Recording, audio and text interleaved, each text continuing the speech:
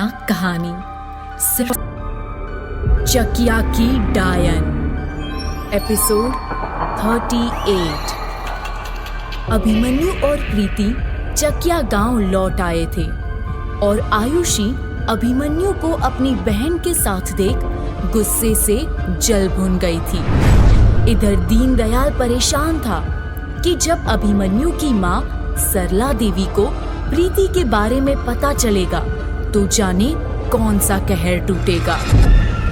अभिमन्यु जब अपने कमरे में आया तो दीनदयाल उसके गले लग के रोने लगा। दीनदयाल ने खुद को संभालते हुए मजाकिया लहजे में प्रीति का नाम लिया ही था कि तभी पीछे से सरला देवी आ गई और उन्होंने प्रीति का नाम सुन लिया। अभिमन्यु सरला देवी को देखकर बहुत दंग रह गया था। सरला देवी अभिमन्यु और दीनदयाल के पास आई और कहा, कौन प्रीति? किस हीरो की एंट्री की बात हो रही है? दीनदयाल ने फौरन कहा, अरे मैडम जी, आपने गलत सुना। मैंने कहा स्वीटी। सरला देवी ने फिर थोड़ी सख्ती से पूछा, ये स्वीटी कौन है? अभिमन्यु के पसीने छूटने लगे और उसने दीनदयाल की ओर घूर कर देखा। दीनदयाल घबराकर हंस दिया और कहा, मैडम जी, स्वीटी हमारी एक कांस्टेबल का नाम है और एक बार अभिमन्यु सर ने उसे अपनी बाहों में लिया था तो मैं वही मजाक कर रहा था। ये सुनकर अभिमन्यु भी घबराकर हंस पड़ा और कहा, दीनदयाल भी बहुत मजाक करता है। अब सरला देवी अभिमन्यु के पास आई और अपने दोनों हाथों से अभिमन्यु का चेहरा बड़े प्यार से सहलाते हुए बोली, कैसे हो तुम बेटा? मुझे तुम्हारी कितनी चिंता हो रही थी और तुमने इतने दिनों से फोन तक नहीं किया। अभिमन्यु को यकीन नहीं हो रहा था कि उसकी माँ उसके सामने खड़ी है। वो अपनी माँ को देखकर इतना दंग था कि उसकी जुबान ही जम गई थी। सरला देवी ने फिर दीनदयाल से कहा, और तुम तो अभिमन्यु से ऐसे लिपट रहे थे मानो वो कोई जंग जीत के आया हो। ये सुनकर दीनदयाल को इतना अचंभा हुआ कि उसकी बोलती बंद हो गई। सरला देवी ने फिर अभिमन्यु से कहा, तुम कुछ बोल क्यों नहीं रहे हो बेटा? अपनी अम्मा को देखकर खुश नहीं हो क्या? अभिमन्यु ने खुद को संभालते हुए कहा, खुश क्यों नहीं होऊंगा? आप यहाँ तक पहुँच गई, आपने तो कमाल ही कर दिया अम्मा। सरला देवी ने अभिमन्यु का चेहरा गौर से देखा। उसके माथे पर चोट और थोड़ी बहुत खरोच थी। सरला देवी ये सब देखकर घबरा गई और उन्होंने कहा, बेटा तुम्हें ये सब चोटें, ये सब कैसे लगी? तुम ठीक तो हो? अभिमन्यु ने सरला देवी को आश्वासन दिया कि वो ठीक है। सरला देवी अभिमन्यु से लिपट गई और अभिमन्यु की दर्द से चीख निकल गई। सरला देवी फौरन अभिमन्यु से दूर हटी और उसको घबराकर देखते हुए बोली, क्या हुआ? तुम ठीक हो? अभिमन्यु ने कहा, हाँ माँ, ठीक हूँ, बस थोड़ी सी चोट लगी है। सरला देवी ने तुरंत कहा, अरे दिखाओ मुझे। अभिमन्यु के लाख मना करने के बावजूद सरला देवी नहीं मानी और आखिर उन्होंने अभिमन्यु की छाती पर लगी पट्टी देख ही ली। गहरी चोट देखकर सरला देवी घबरा गई और परेशान होकर बोली, हे भगवान, ये कैसे हुआ? इतनी चोट कैसे लगी? दीनदयाल, अभी के अभी दशरथ जी को फोन लगाओ और उनको बताओ क्या हाल हुआ है मेरे बेटे का। उन्होंने कहा था मेरा बेटा ठीक होगा। अभिमन्यु ने सरला देवी को दोनों हाथों से पकड़ा और भरोसा दिलाते हुए एक गहरी आवाज में कहा, अम्मा बस करो, क्यों परेशान हो रही हो और बेवजह दूसरों को भी परेशान कर रही हो? मैं बिल्कुल ठीक हूँ। सरला देवी परेशान होकर बोली, तुमने बोला और मैं मान लूं। माँ हूँ तुम्हारी, मुझे पता है तुम्हें कितनी तकलीफ हो रही होगी। अभिमन्यु मुस्कुराकर बोला, अच्छा चलो, जल्दी से अपने हाथों से मेरे सिर की मालिश कर दो। मेरा सर दर्द से फटा जा रहा है और मैं बहुत थक गया हूँ। सरला देवी ने फौरन अभिमन्यु को एक छोटे बच्चे की तरह बिस्तर पर लिटाया।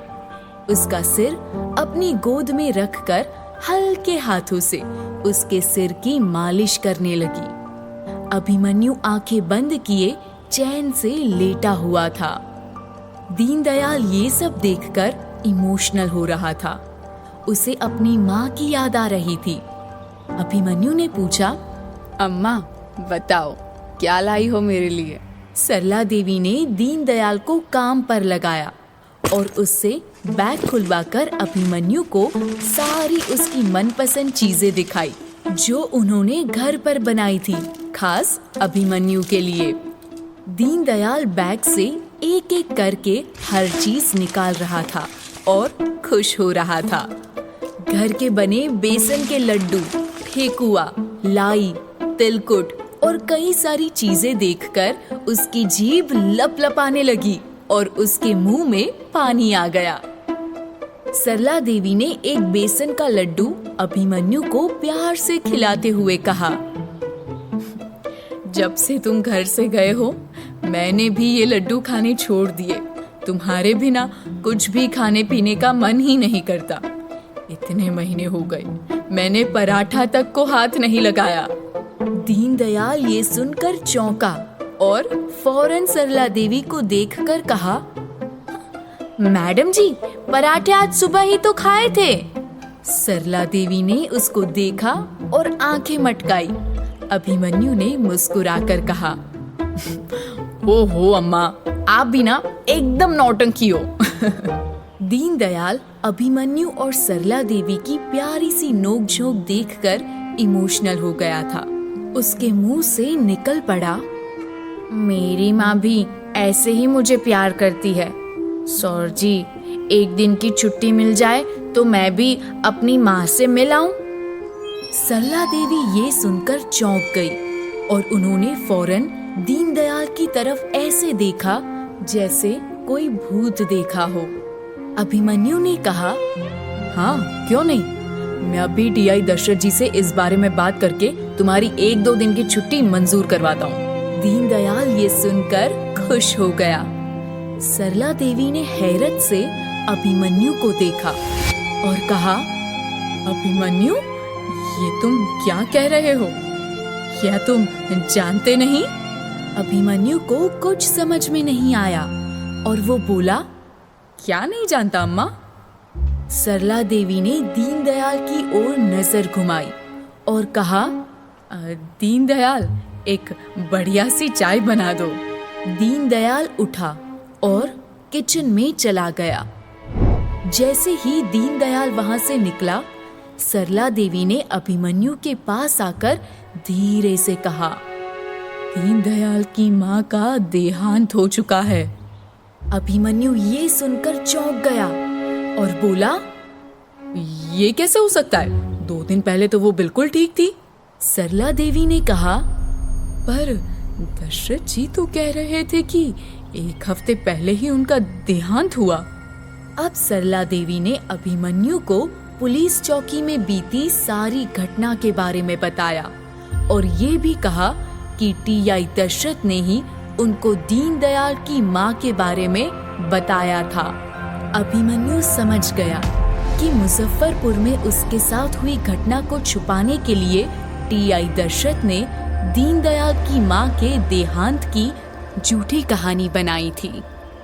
अभिमन्यु ने अपनी माँ से कहा, ओ शायद मेरे सुनने में गलती हुई हो। ये कहते हुए उसने अपनी माँ की ओर देखा कि सरला देवी कुछ परेशान सी लग रही थी। अभिमन्यु ने फिर कहा, आप चिंता मत करो अम्मा, हम सब है यहाँ दीनदयाल के साथ। सरला देवी बोली, मुझे उसकी चिंता नहीं है। अभिमन्यु ने कहा, फिर क्यों परेशान हो रही हो? सरला देवी ने उसे बताया कि जब से वो चकिया में आई है और उसने देखा कि अभिमन्यु को कितना छोटा सा घर मिला है, तब से उसे ये अच्छा नहीं लग रहा। सरला देवी बोली, और ये भी कोई रहने की जगह है? इतनी छोटी कोठरी दी है।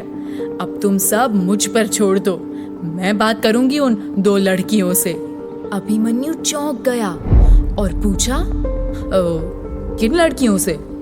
सरला देवी ने कहा, अरे वही जो उस बड़े से घर में रहती है।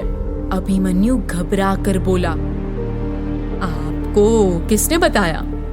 अभिमन्यु की घबराहट साफ दिख रही थी। सरला देवी को माजरा कुछ समझ नहीं आ रहा था। संदेह भरी आवाज में सरला जी ने अपने बेटे को जवाब दिया, दीनदयाल ने।